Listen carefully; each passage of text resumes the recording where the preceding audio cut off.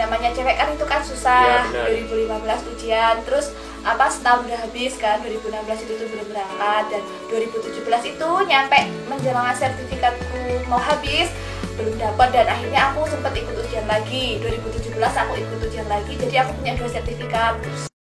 Assalamualaikum warahmatullahi wabarakatuh.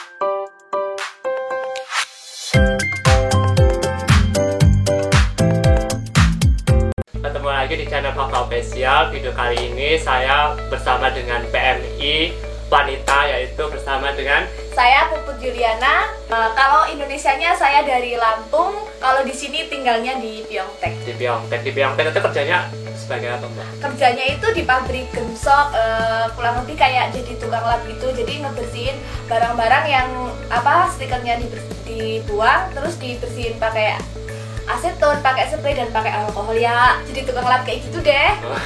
PMI di situ ya, Mbak, kerjanya? Iya. Nah, di situ ada berapa pegawai, Mbak? Kalau karyawannya kurang lebih itu tuh ada sekitar 50-an, tapi kebanyakan pabrik itu ini orang Korea. Kalau Uigurnya tuh cuma kalau orang Indonesia itu ada 3, terus orang Mongolnya tuh 1, terus Uzbekistannya itu ada 2, itu yang di bagianku. Terus kalau yang cowok yang bagian itu sendiri itu Vietnamnya itu 5, terus Uzbekistannya itu 3, dan sisanya itu orang Korea semua. Mantap, rame juga ya di pabrik. Iya, rame banget. Kalau boleh tahu itu Mbaknya di sini itu udah berapa tahun? Oh, kalau saya datang ke Korea itu Desember akhir 2017. Jadi nanti tahun ini 2020 Desember pas 3 tahunnya. Jadi 2 tahun setengah lebih. Sudah hampir 3 tahun ya, Mbak? Iya. Mau perpanjang? Iya, bentar lagi perpanjang. Semoga perpanjangnya lancar ya, Mbak. Amin. Kalau boleh tahu nih, Mbaknya itu gimana sih proses kerja Korea ini? Oh, prosesnya gini. Jadi aku awal ikut ujian itu 2015 kan. Nah, namanya cewek kan itu kan susah. Ya, 2015 ujian, terus setahun udah habis kan, 2016 itu tuh belum berangkat, dan 2017 itu nyampe menjelang sertifikatku mau habis belum dapat, dan akhirnya aku sempat ikut ujian lagi. 2017 aku ikut ujian lagi, jadi aku punya 2 sertifikat. Tapi pas sertifikat itu belum bisa digunain, belum sertifikat yang baru, alhamdulillahnya sebulan sebelum masa sertifikatku yang pertama itu habis, aku dapat SLC. Alhamdulillah. Nah, ini juga termasuk kemarin Mbak Dian juga termasuk juga ya. Iya. Sertifikatnya juga mau habis gitu ya.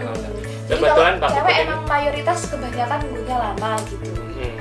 Juga kebetulan Mbak Puput kan ujian 2 kali gitu ya. Iya, ujian bermaksud 2 kali. untuk kalau misalnya sertifikat itu hangus belum dapat, pakai yang sertifikat yang baru. baru Tetapi gitu. karena udah dapat sebelum sertifikat hangus ya Alhamdulillah banget. Sudah dapat kerja di Korea. Mantap. Sudah dapat SLC akhirnya. Kalau boleh tahu ini langkah-langkahnya itu apa sih, Mbak, dulu pas proses kerja Korea? Oh, pas proses itu yang pasti kan pertama kursus dulu kan. Kursus pasti ya. Kursusnya kalau dulu sih di tempatku itu minimal masa wajibnya itu 3 bulan gitu kan. Tapi selebih dari 3 bulan kalau misal bahasa kita belum bagus, kita ngerasa belum pintar, itu kita belajar terus aja gitu. Terus banyakin ngapalin kosakata. Kalau enggak yang suka nonton drama itu ya banyakin aja nonton drama gitu. Itu membantu banget sih. Membantu banget gitu. Soalnya kadang ada orang yang mudah nangkapnya itu dari kayak dia ngeliat drama gitu kan, bisa cepet hafal kayak gitu. Berbeda cara lah dengan orang lain. Beda kan. Setelah itu melakukan kursus, setelah itu melakukan pendaftaran gitu. Ya, pendaftaran dulu, terus ngambil nomor, terus habis itu baru ujian, habis itu ada skill test. Kalau sekarang itu skill test itu kan wajib. Jadi pas aku 2015 aku udah lulus tuh ikut skill test itu tapi cuma buat formalitas, buat tidak wajib bagus, ya.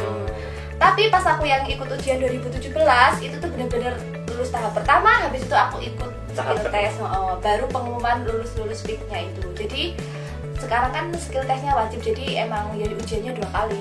Lebih ketat sih ya. Lebih ketat gitu persiapannya juga. Jadi kesan-kesannya pas proses kerja Korea itu gimana sih, Mbak? Kesan-kesannya soalnya itu cewek gitu kan. Buat kalian yang lagi pengen kerja ke Korea itu semangat. Yang penting kan kita berusaha sama berdoa. Kalau kita udah berusaha, kayak aku ibaratnya udah lulus, udah udah lulus tinggal nunggu SLC. Itu tuh cuma tinggal berdoa itu ya namanya kita berdoa nggak cuma berdoa doang, diimbangi dengan mungkin sedekah ataupun puasa, pokoknya melakukan ibadah-ibadah yang bisa doa kita tuh diijabah gitu, biar dapat SLC kayak gitu. Jadi intinya buat cewek-cewek yang pengen ke Korea itu tuh semangat gitu. Memang kalau cewek-cewek itu lebih dominan lebih susah gitu untuk iya. Soalnya kan pekerjaan di Korea itu kan dominannya pekerjaan laki-laki gitu. Jadi buat teman-teman yang cewek ini tetap semangat, terus jalannya apa yang sekarang teman-teman lakukan, jangan putus asa sih intinya. Iya, jangan putus asa. Terus kalau di sini kan udah berapa pabrik, Mbak? Oh, aku kebetulan di sini aku tuh udah pindah pabrik sekali gitu kan. Yang pertama kali datang aku tuh datangnya di Bucheon kan. Di sini aku datang tuh Desember akhir, terus awal April itu aku pindah gitu kan karena pabriknya ada masalah ekonomi, terus ya harus menyebabkan aku pindah. Jadi ya udah pindah. Jadi kayak yang udah di Korea, yang di Indo tuh jangan nganggep di Korea tuh enak, tapi pas kita baru nyampe sini ternyata baru beradaptasi sama lingkungan, sama orang-orangnya, sama kerjaannya, tapi ternyata aku harus ngalamin yang namanya pindah pabrik. Dan pindah pabrik itu enak nggak enak sih ya, tapi ada hikmahnya sendiri. Alhamdulillah dapatnya pabrik yang lebih bagus, yang ngebolehin aku berhijab, yang ngebolehin aku sholat. Oh ya, ini kebetulan berhijab itu sebenarnya gimana sih Mbak, di Korea itu boleh apa enggak? Kebanyakan yang tanya kalau di pabrik aku sendiri itu ya sebenarnya gini, pas pertama datang gitu kan, kita pakai hijab, itu apa ditanyain hijab kayak gitu kan, terus paling cuma ditanyain kamu nggak panas, enggak kayak gitu. Jadi terus kita ngejelasin ini tuh agamaku, jadi aku tuh pengen pakai, dan alhamdulillah orang-orang pabrikku ngerti sih, jadi aku dibolehin sholat, dibolehin pakai hijab gitu. Terus kalau misalnya pas puasa ya kita puasa aja, terus pas lembur misalnya pas jamnya buka kita dibolehin ditanyain kamu puasanya nyampe jam berapa, jam 8 misalnya, dan sedangkan belum jam istirahat, jadi kita dibolehin dulu buat ngebatalin puasa itu dengan minum jus dulu atau apa. Nanti setelah itu baru pas istirahat baru kita benar-benar makan kayak gitu. Jadi kalau di Korea jadi teman-teman yang wanita itu jangan jangan takut nggak boleh nanti lepas jilbab gitu. Sebenarnya itu tuh kembali ke dirinya masing-masing gitu. Yang berhijab tuh boleh, yang nggak pun boleh, dan tergantung kebijakan pabrik sih. Tapi alhamdulillah pabrikku ngebolehin. Tergantung kebijakan pabrik dan teman-teman sendiri. Sebenarnya Korea sendiri itu udah toleransi sih, seperti membangun masjid dan lain sebagainya, itu lebih toleransi. Makanan juga dia ngerti kayak kan kita nggak makan babi kan, jadi kalau misalnya ada acara basic pasti kita dikasih sapi gitu. Dia ngertiin selalu kalau ada babi ande katanya kayak gitu, soalnya tahu kita kan nggak makan babi. Bener. Kalau di pabrik ini sekarang boleh tahu nggak sih Mbak ini agak sensitif ya teman-teman, kita mau tanya gaji gitu. Aduh, kalau gaji itu banyak pro kontranya loh.